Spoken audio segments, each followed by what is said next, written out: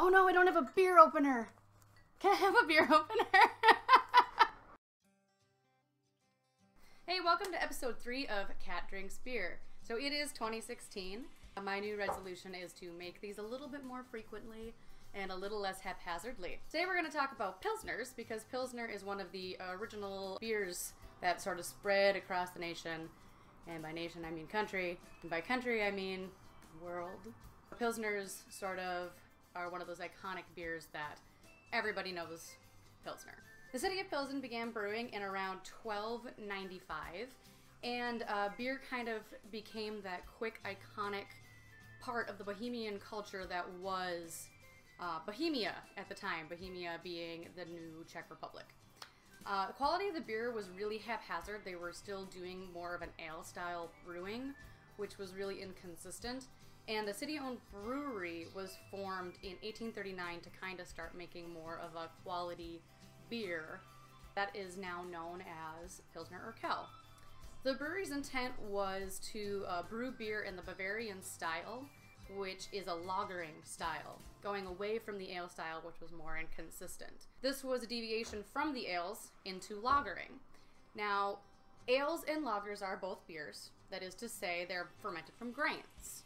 Ales are top fermented, however, meaning that fermentation happens at a warmer temperature, say in your medieval style pantry. Lager is a bottom fermented beer, meaning it stays at a colder temperature, that is to say something like underneath a castle or in a cave, which is something that the Germans really kind of had their game on. As I mentioned earlier, ale-style brewing led to quality control issues, and large batches were often dumped out in the streets as sort of a sign of protest from the citizens that the beer was basically crap. 1839, they brought in a man named Joseph Groll, who was a Bavarian brewer, to help them bring in a consistent quality. Groll was brought into the citizens' brewery, and when he got there in Pilsen, the water quality of the city was already very naturally above standard. The paler malts that were available there were great and ended up with a golden brew, and the bottom fermenting yeast that Groll smuggled in from Bavaria led to that sort of golden blonde, bubbly, delicious Pilsner that so many countries now make on their own and imitate.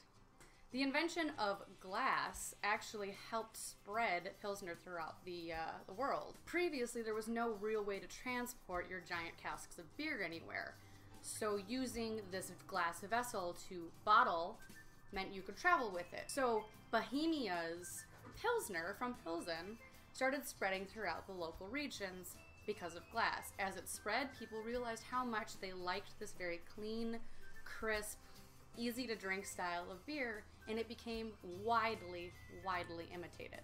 In 1859, Pilsner beer became a registered trademark by the Chamber of Commerce of Trade in Pilsen. Later, the name Pilsner Urquell was trademarked to show that this was the real origin of where that Pilsner style of beer came from. Pilsner Urquell actually literally translates into the ancient source of Pilsner. Clever, huh? So there are 3 really classic styles of Pilsner that are kind of widely known. There is obviously the Czech style Pilsner, which is kind of golden, full of colors, with really a high foaminess to the pour, a light flavor, and this is going to be something like the Pilsner Urquell, which is Czechoslovakian, as we've been discussing. The other style that is really prominent would be a German style Pilsner. German style Pilsners are kind of a lighter straw golden color. They're a little bit bitter, a little more earthy, like a lot of German beers tend to be.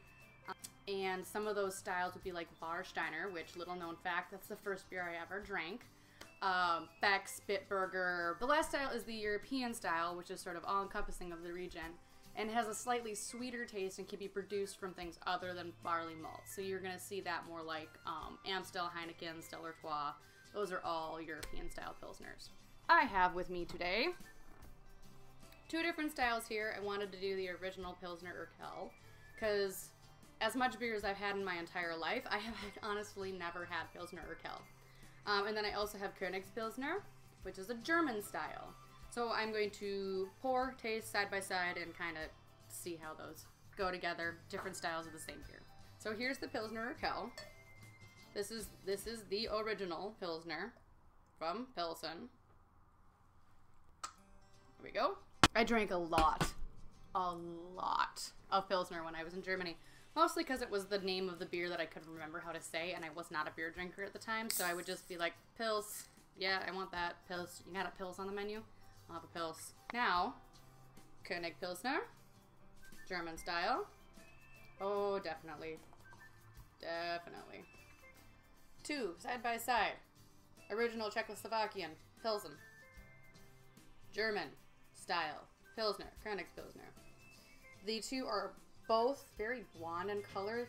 The Czechoslovakian here, it's a little more golden. This is a little more hay.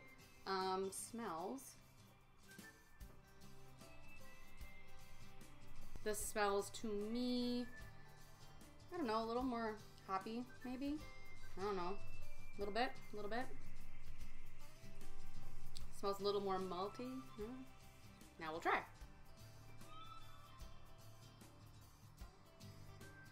Here we go, my very first drink of Pilsner Urquell ever in my life. It's not bad. It is a very classic Pilsner flavor. It's a little malty. It's got a little bit of sweetness to it. It's really drinkable. Really, really drinkable. König Pilsner. Oh, such a faux pas to not cleanse my palate, right? This is the Pilsner I am familiar with. Like I said, I drank a crap ton of Pilsner when I was in Germany. It has that, definitely has that little bit more of a bitter character to it. Still really bubbly. Really great taste to that one. So 2 different beers, both the exact same style, both brewed slightly differently, both completely different in flavor. If you like a beer that's more light, effervescent, sweeter, I'd definitely go with the Pilsner Urquell. If you're gonna like a beer that's a little more earthy and has a little more body to it, but still nice and pleasingly foamy, I would go with something like the German style König Pilsner. So, we've reached the end yet again, and here's where I promise to yet again make these a little bit more frequently in the coming year.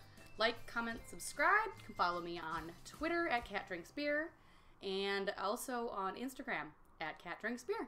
If you want to see anything specific, please just let me know in the comments and I'll do my best to get around to making a video on that topic for you. Until then, Prost!